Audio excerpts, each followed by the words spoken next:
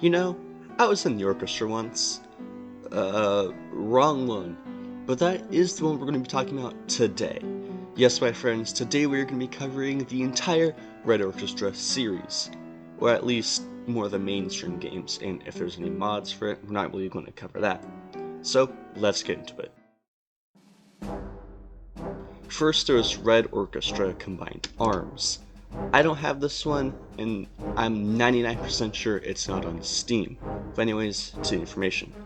This game came out in 2003, and it was a mod for Unreal Tournament 2004 and 2003. But that's literally all I know about the game, so let's move on. The next one I do have, which is Red Orchestra Ostfront 41-45. This is also called Red Orchestra 1, just because, yeah, the name is super long. This game came out in March of 2006 and is not a mod this time. This is also going to set a base for the future games to come. It has a multiplayer which absolutely nobody plays, a single player which is against bots. The controls are a little unconventional, but once you get used to it, it's smooth sailing. My biggest gripe with this game is the reliability. This game loves to crash literally all the time. Change the resolution, crash.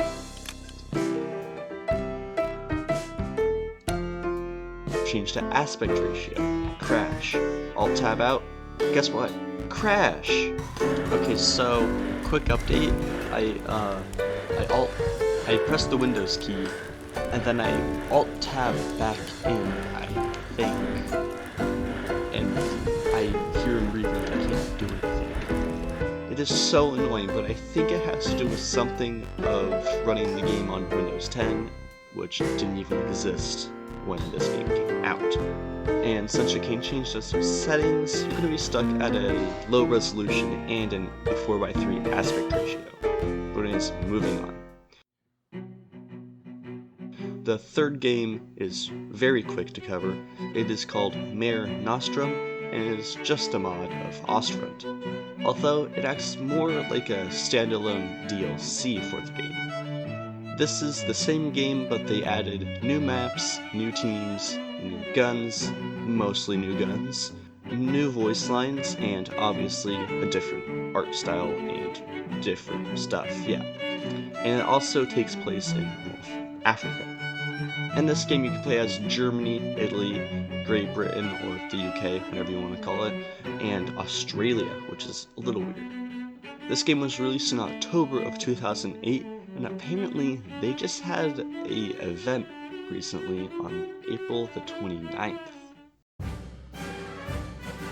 Now it's time for game number 4, and spoiler, I don't like this one, but we'll get to that later.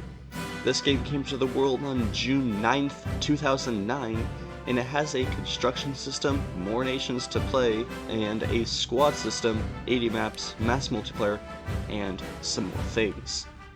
Nations you can play are Germany, USA, USSR, the UK, Canada, and Poland, which is kind of weird that Poland's in it, but anyways.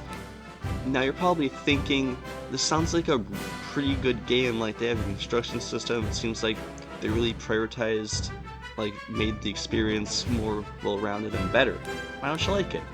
Oh, don't worry, hypothetical viewer, I'll tell you. It's because there's no single player, and the maps are huge. And obviously, there's nobody that plays this because this came out in 2009. So, yeah, this is a multiplayer game only. I did actually get to play on an online server. There's one still online, and people were actually still playing it. But since the maps are huge, because this was made for 64 v 64 players or something, the maps are ginormous, and it took me 10 minutes just to get to a fight in a car. And right when I got to that battle, I got sniped from somewhere in the forest. Granted, that was just one experience, but my points still stand.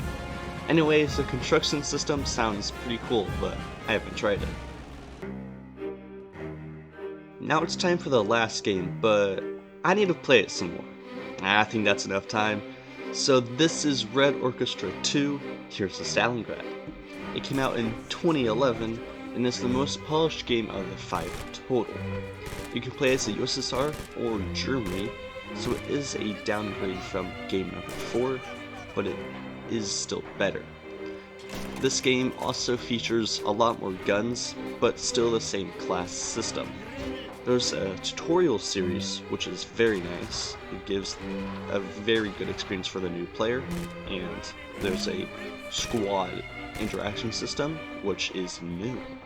The only gripe and bad thing I have with this game is there is this overlay that helps you just like navigation. It tells you what points you need to capture and the names of your teammates. Not strictly necessary, but you activate it with the T key, and I just wish there was a setting to have this always activated, just because you can lose orientation very quickly.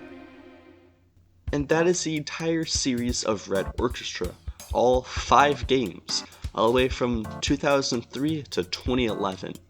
The best games in this franchise by far are Ostfront and Heroes of Stalingrad. What is your favorite one? Any facts about the series you have? If so, put them in the comments below. And on that note, I hope you enjoyed the video, and I'll see y'all in the next one. Anyways, the construction system